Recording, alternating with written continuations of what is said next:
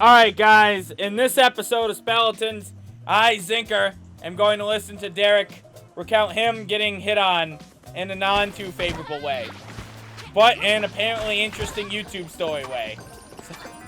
Because as we know, everyone's misery, or in this case Derek's misery, is everyone else's serotonin and or entertainment.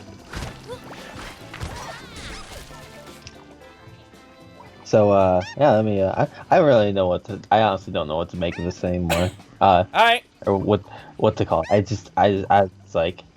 was just kind of disappointed in humanity afterwards. Okay.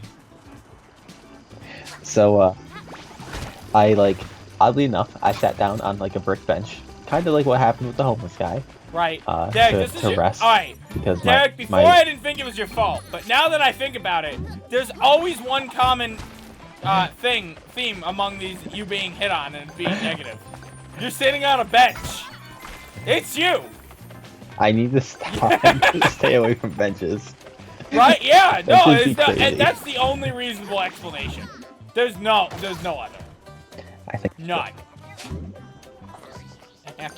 Oh fuck. I wasn't ready for that fire. Sorry, I had a really big yawn. I'm really tired. I know you are, but you that wasn't clear. You dug your grave on this, so. So, so this creepy kind of older guy, like probably in his 40s, comes over. Oh my god!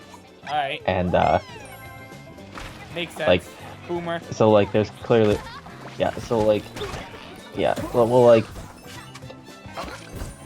so just from his appearance and also just what I know about the con, there are plenty of people there who are just there for to try to find basically just for sex, basically to try to find slutty people to do slutty things with, to do sex things with, basically. Right. I could clearly tell that's what he's there for. Right. So he sits down, or he's he says can I sit here? And as he comes over to and sits next to me. He didn't really wait for a reply. No, And I just said that's sure, not how they work, because well, because I was in my head I was thinking I really can't stop you to me because they're saying here because there's space. So he sits down. As he sits down, he sits down right against me. Right. Right next to me. He also caressed my thigh as he did. Okay. That's gross. He didn't he didn't say anything about it or anything like that. As he just kind of sat down and did it, and I was in my head I was I can clearly I can tell you were trying to be sneaky, pal, but I can clearly tell you just kind of did that Right. I'm not sure if he realized I was a guy or not. Also through this whole thing. Yeah, that's also one thing that was I just I never got would an have answer told him on that. straight up. I have a dick. don't know. There's really only two responses. He goes, I know, and it gets a whole lot worse, or he runs away fleeing, and it's fucking hilarious. Yeah, I see. I was saving that for if I needed it. Right. Also, so I assume usually people can probably figure it out through my voice because I have a relatively deep voice. Right. Usually so I think that's usually if people can't tell just by looking at me, that's usually the big giveaway is if I as soon as I start talking. Also there's ways to tell. If you know what to look for on a person, you can there's features that are impossible to hide if you're ever trying to hide your gender, or look like a different gender. There are features you can't that are impossible to hide. So if you know what to look for, you can always tell. Right. Because no amount of surgery can fix certain things or can remove certain things. Not yet, anyways. not like an Adam's apple. You can't really remove that. Not that attitude, like Derek. Anyways, so yeah, like after he did that, like I just kind of like sat there and like I was looking the other direction because I was like. Did you tell him to stop? By the way, doesn't matter if you did. No, he didn't like keep doing it. He just did it as he sat down. Oh, he didn't like sit there gross. and just. He just like did like in one motion. I thought like I said, like he was continuously trying, like, caressing you in it. he was trying. No, that would have been like that would have been like that would have been different. I would have been like stop it, you. Yeah, I was just wondering. Doesn't for the record, and, for people how do I say this? It doesn't matter what you tell him to stop or not. It doesn't justify him doing it in the first place. Obviously, I was just getting the lowdown. Yeah. I was just trying to like ignore him and hope he just kind of like go like he'd either like go away or like if he didn't I was gonna like wait like a couple seconds and then get up. Like I was gonna try to wait enough time where it doesn't seem like I'm just getting up to leave because he was right there, because like I don't want to I don't because like then that might prompt him to like pursue me more by saying like oh you're just leaving because of me or something like that. I would have said yes. That's how I would handle it. There's no correct way. Well, there is a correct way. You take out a gun, you shoot him. That's it. That's how I handle all interactions with all people. At a con, and I'm doing a panel. When my fans comes up, they're excited to meet me. Call an ambulance, but not for me, pal. So like, sorry, keep going. I've had like things like this happen before, so like, I weigh a lot of options of things to say or things to do, also before actually doing something, just to like try to not like. There's certain things you can do that'll just make a situation worse. And depending on the person, like if I were to be like I'm a guy, like I'm just and they didn't realize that I was, and like for some people will get like really upset over that. Right. So like, there's a time to play that card. Yeah. So anyways, luckily, so I thought, he got up like not even like a minute later and like walked, and he says like you have a good night and like something like that, and like he walks away. And I was like, oh cool, I was like, whatever, cool. That was like awkward, but like at least like he's gone. He didn't get rid of the so like King. 2 minutes later. I guess there's two bunnies bouncing. So like on his 2 minutes later. Keep going. So like 2 minutes later, he like circles around, and comes back and sits next to me again. And okay. He said, and like he also I want just one other thing too. When things like this happen, I'm usually just kind of like I like the way my brain processes it. I'm never 100% sure that I did in fact hear what I thought I heard. So like I usually don't make it like I usually can't confirm something's weird until I have like I need basically someone to prove something twice before I'm like, okay, I definitely heard what I like. The first, like him caressing my thigh was like the first proof, and then like he got up and like walked away. So like I didn't have a second proof yet of like him being like super creepy. Because like it was as weird as it was. Like I also thought like he did sit down right next to me. Like it's possible it could have been an accident, but like it didn't seem like it was. I was pretty sure he did intentionally. But anyways, he walked away, so I was like, oh, this is fine.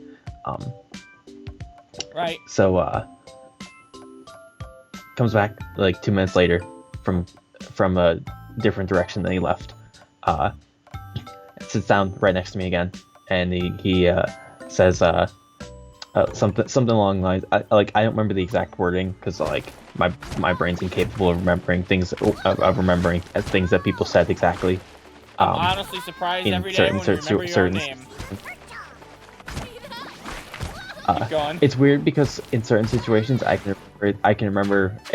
It depends if I'm listening for exact. If I at the time I'm just for exact wording, I can remember exact wording. Like I'll always remember exactly what I said. I'll usually remember exactly what I said, like the exact wording I used. Right. But like in this situation, I was just kind of kind of baffled in the first place. Like I don't remember much of the exacts. I was more thinking about what my course of action was rather than like remembering what was actually said. But he says something along the lines of like, "Are you by yourself?" And I said something like, "Well, right now I'm just sitting here for a second." Like something along the basically like, like you can clearly see I'm sitting here by myself, but like I don't intend to for long. Like I was trying to give myself kind of an out, of like of like getting up in like a few seconds to leave. Right. And so then I don't think I'm pretty sure this was like the next. I don't remember if he said anything else. I think he said something like I didn't really understand what he said. And then he said something along the lines of like, "How about you meet me in the bathroom in like 3 minutes?" Like yeah. Also, it just occurred to me. I think it took you 2 minutes to say that one sentence essentially of what he said. I think yeah. Anyhow, that's terrible. I'm not done. I know. Keep going. So I said something like no thanks, I'm meeting with people in a few minutes. Like I did not react at all. I'm sorry. Like like so I instead literally of him just thinking responded as he if creeped out, he offered, thinks, oh, like, he's already meeting with some other people in the bathroom. Oh thanks, I've already got bathroom plans. Yeah. What? So like, okay. see, the thing is like Zinker in like situations, like if push comes to shove, I can be like aggressive, but like Right. in situations like this, like I didn't feel the need to be aggressive yet, like, Right. I like with the way I respond to people in things like this is I will literally just I will respond with the same tone I would respond if someone offered me an Oreo and I didn't want it. I'm just, oh thanks. Is this a personal attack on me, Derek? Like, you don't have a choice on the Oreos. I'm sorry. If I got Oreos like the Chinese Oreos I ordered, you're trying them. So after I said that, he said something like, "Come on, meet me in the bathroom. I just want to feel your soft, silky skin." Wow. He said it in a more sensual tone than that. And That's I just the most replied, "No important thanks." part, guys. It was sensual. But yeah, I just replied, "No." I said like, "No thanks," like just very matter of fact. And afterwards, he got up and did the exact same thing he did before, where he got up and was like, "All right, you have a good night," and like walked away. Nice. And that was it. Didn't see him again. Wow. That's fucking bad, man. Yeah. That was the thing I experienced. I'm sorry. That sucks. I'm not bothered. I'm obviously bothered that like the guy's doing this because like so I'm not like traumatized or anything. I'm not like I don't get I didn't feel like afterwards like for like a second or for like a couple seconds afterwards I and like during it, I kind of felt like I had like the oh shit kind of like emotions running through Right. like that like this is a Ah, dude. situation like this is a situation, Zinker, where like this like where every like after everything they say, I have to like make a quick. I have like a quick time event where I have to pick a response.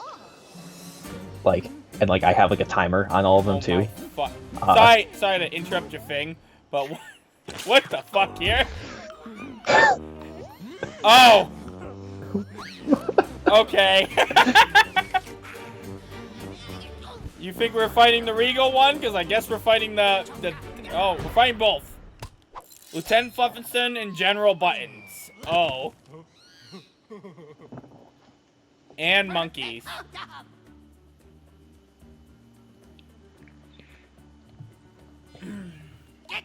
Okay. Our neutral diplomat. So, are you gonna read it, or do you want No, me to you're like? good. I'm reading it in my head. Because like I still have plenty more to go. I have more to go for like Bunny night. Right. Well, I mean, like, when the episode's over, essentially. I realize that. I'm just saying in general. But just closing thoughts on that creep though. Like, the thing that bothers me the most is just that like I won't be. I'm not at the end of the day. Like I'm like obviously like I wish I would have rather just not have to have dealt with that. Yeah. But like I'm not like it doesn't bother me. Like I'm not gonna like it doesn't like instill any sort of like a fear in me or anything like that. I'm not like it's not gonna like change my mindset. But what bothers me the most about it is just that like he was probably doing that to other people too. Dude, he probably he might have assaulted someone. Like yeah, late at night. Like that's fucked up. Like at least he like when I said like after like the second time I said no, he like left and like I didn't see him again. Right. But like still like it's still kind of just like a little like fucked up because like he copyrights for some reason. So I'm not a girl and I don't typically dress up in girls' clothing where I'm also believably a girl. But like I don't know. If I was ever in that situation, I don't think I could stand for that. I think I would genuinely like possibly like I would do some sort of action, which I'm not saying you have to. It's not but you know, like I'm saying I would probably do some sort of action myself. I couldn't settle for that shit. I can't stand it. It's no doubt one of my greatest pet peeves of all time is people who do that kind of fucked up shit. I've mentioned it before. It's not my story to tell, so I won't really share it in depth, but oh my god. There's this Indian girl I followed on Instagram who was like, she's like, I mean, it doesn't matter what she looks like. She was gorgeous and stuff, and she's adorable, and then she just recounted on like a day she was like, essentially date raped from Tinder. And it was horrible, dude, it was fucking scarring. Like, it just sounds so awful. I can't, but I don't know. I say the same thing about my parents. There's a lot of shit that I just won't take from them. And, you know, obviously, like, when I'm helping, like, I help a lot of people with their issues. And they tell me they have, controlling parents. And what I used to say back in the day is like, oh, I never stand for that. And it's true, I don't stand for that, but you can't, it just, that isn't, like, the give-all solution for everyone. It might, yeah. I mean, I think it would work more than people would give it credit for, but it still isn't the give-all solution, but, you know, like, and for me, if I was ever in a situation like that, I think I'd probably say something, well, I'd probably say something when he pressed my thigh, unless I genuinely thought it was an accident. I knew it wasn't. Situational. At the time, I knew it wasn't an accident, but like I like weighed my options and I was just like, whatever. Like, I'm not like, overall I'm not dissatisfied with the actions I took at the end of the day. I think I think how I handle it was probably the I don't know if it's the best way I could have gone about it, but like I certainly don't think it was like the worst way I could have gone about it. I mean, any situation that gets you out of there safely is the best option. Yeah, yeah. In truth. Like at the end of the day, I ended up like fine from it. Like I was also prepared. Like I was also like mentally prepared if he like tried to be like a little forceful. For one thing, like there's like a bunch of people around, so like I wasn't too worried about it. But like I was also just mentally prepared. Yeah. That was the other thing about that girl we originally mentioned, the Bunny Other Fate character.